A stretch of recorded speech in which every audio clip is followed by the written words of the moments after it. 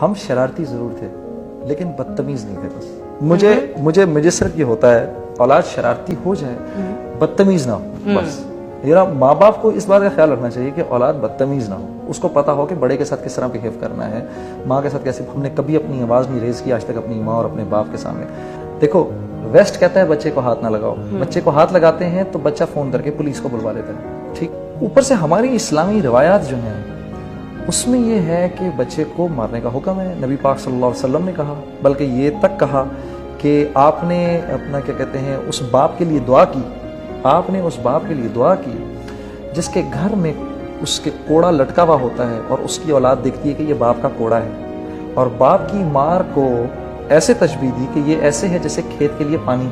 उसका विजडम मुझको अब समझ आ रहा है। सबसे बड़ा एसेट जो इस मुल्क का है वो ये जॉइंट फैमिली सिस्टम है, वरना आप सोच नहीं सकती कि अनएम्प्लॉयमेंट की क्या लेवल होती है इस मुल्क के अंदर। अगर माँ बाप अपने बच्चों को बाहर निकाल देते 16-17 साल की उम्र में और कहते जाओ जाके कमाओ, कि एक 55 साल का बाप अभी भी अगर उसके 24 साल के लड़के को नौकरी नहीं मिली तो अपने बेटे को खुशी से खिलाना चाहता है।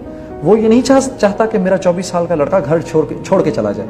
ठीक है, वो अभी भी चाहता है कि अगर मैं कमा रहा हूं तो मेरा बेटा मेरे आंखों के सामने ही रहे और मेरे साथ। ये इसी वजह से है क्योंकि हमारी ट्रेडिशंस ऐसी हैं, या तो नबी की खबर और उनकी बात को मान लें, या जो वेस्ट समझा रहा है वेस्ट को मान लें। खुदा ना करे अगर हम लोगों ने उन ट्रेडिशंस को अपनाने की कोशिश की जो उनकी हैं, तो फिर हमारा हाल भी वही होगा जो उनकी सोसाइटी का है।